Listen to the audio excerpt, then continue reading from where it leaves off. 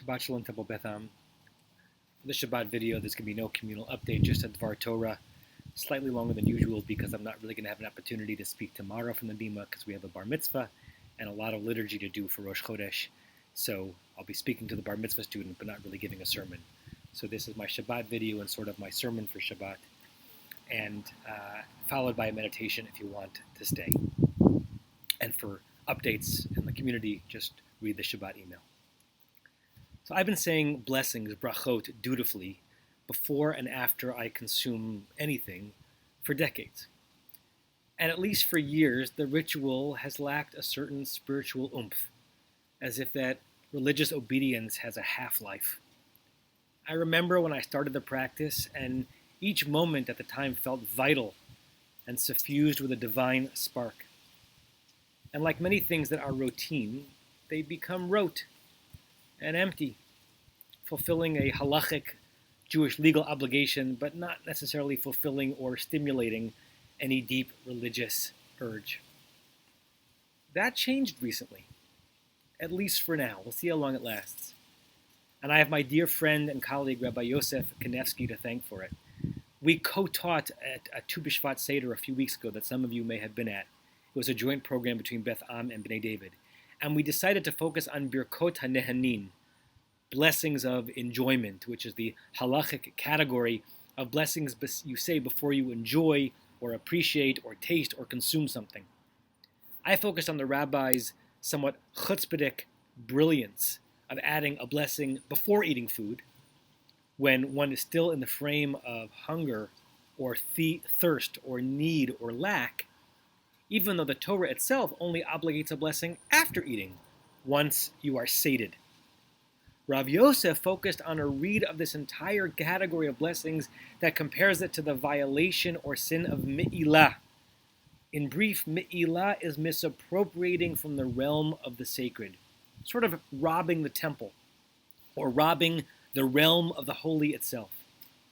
If you used an animal, let's say, that had been already dedicated to the temple, you were not only abusing something that was not yours, but you were depriving the temple or the realm of the sacred of something that it was due. This was considered to be a severe violation beyond merely using something belonging to someone else without permission.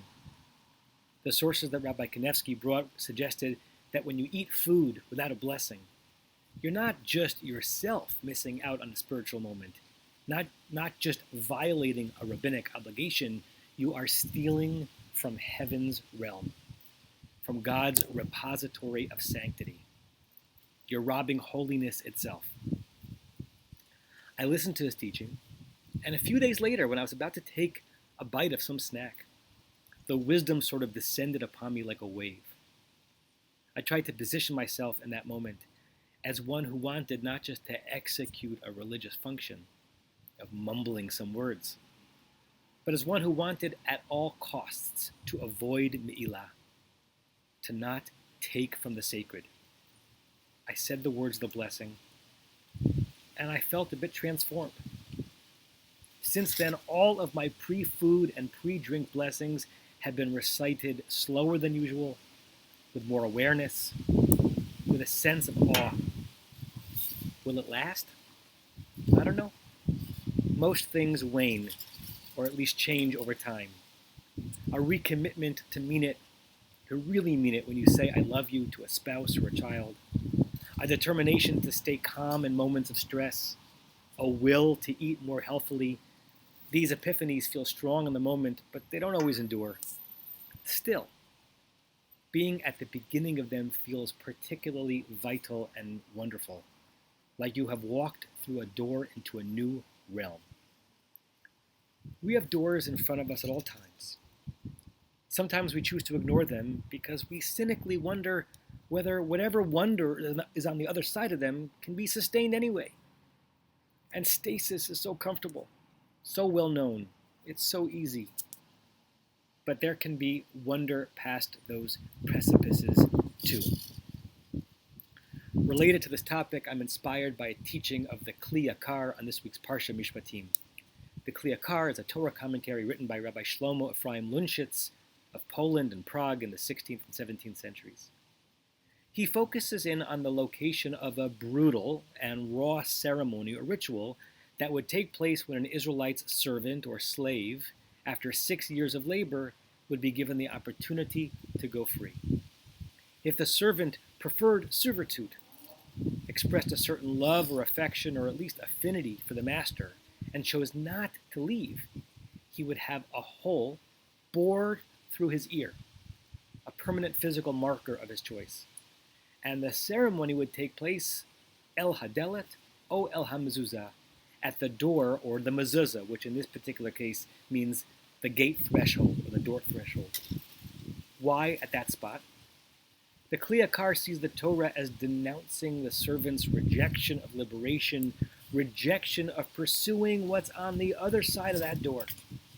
The servant is choosing known comfort and not recognizing how limiting, how imprisoning, how enslaving that known comfort is. So he's brought to the door, the very place that would have been the opening to new realms, but which has been rejected. He now stays in stasis, perhaps protected, but not evolving, no longer on the path of becoming. He's safe, but he's not free. Now, saying blessings with more spiritual awareness seems to be far removed from a person choosing servitude, but they're related in my mind. They're a distinction of scale, not category. We can choose to remain exactly where we are, in safe comfort, in familiarity, in boring familiarity. Doors do not always expose us to glad tidings if we are to walk through. There are potholes and pitfalls.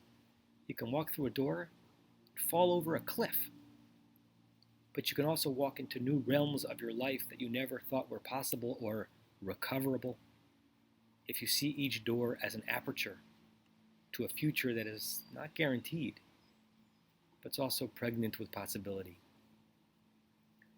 As we had been the synagogue home for decades for Monty Hall of blessed memory, we can ask what is behind door number 1 or 2 or 3? Maybe a more alert spiritual life. Maybe a renewed relationship. Maybe wonder. Don't stay where you are and tread water.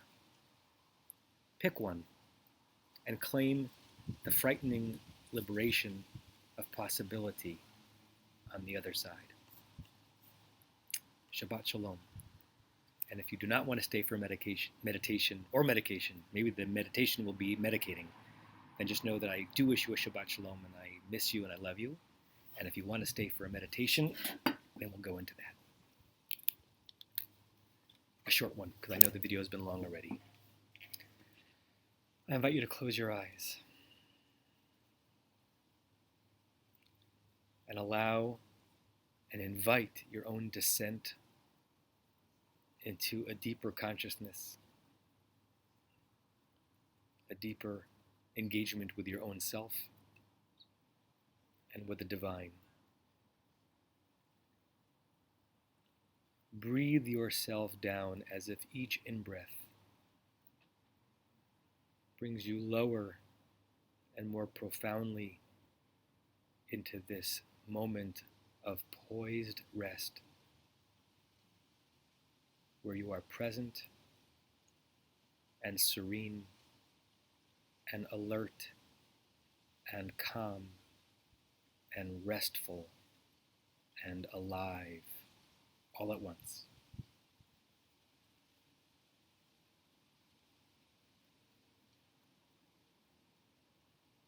If you haven't yet,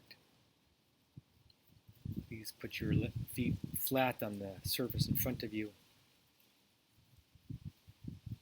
Make your spine as straight and as rigid as possible, allowing everything else in your body to slacken and droop and hang and feel the wonderful pull of gravity. For this moment, you can fall into the world and fall into your mind and fall into your breath. For this moment, there is nothing to want, nothing to see, nothing to do.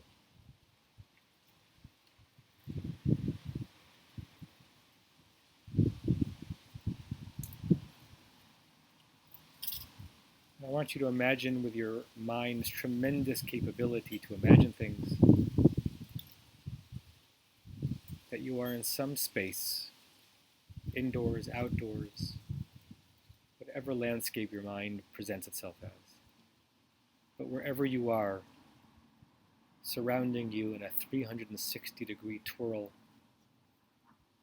are what seems to be an endless number of doorways, each representing a departure from where you are, a move to something new, an opportunity for something potentially wonderful.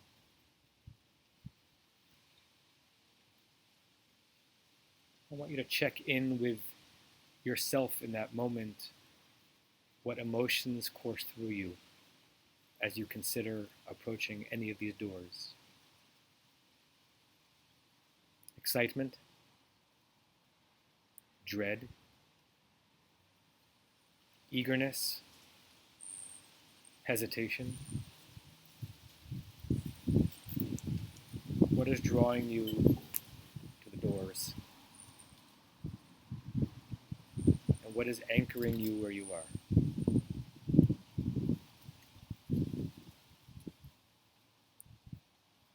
And as that tug of war takes place in your mind, you watch yourself, literally watch yourself, walking towards one of them. It is nondescript. It has no title, no name, just a door. You're not even sure why you were drawn to this one. With your hand on the doorknob or the handle, whatever feelings you had before intensify. The curiosity about what lies on the other side, and the certainty of what you already are experiencing where you are. And again you seesaw on the fulcrum of this decision. Do I stay or do I go? Do I wander or do I linger? Do I choose the unknown? Or do I remain trapped by what is already certain?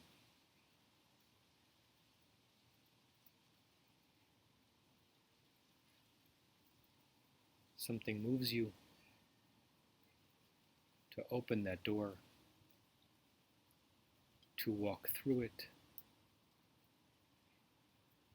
and on the other side of it you are overwhelmed with a kaleidoscope of colors, an overwhelm of visual cues and auditory stimuli.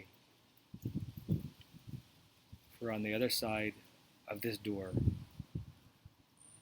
are more doors, more paths, more choices, more invitations away from stasis. And you watch yourself moving, stepping, progressing with caution and care and joy at what it means to be alive and free and liberated.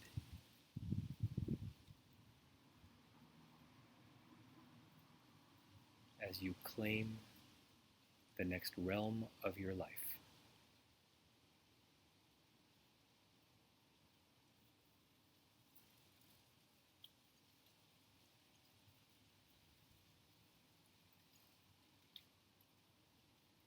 And when you're ready, you can open your eyes. And I say to you, Shabbat Shalom, and Namaste, and I miss you and I love you.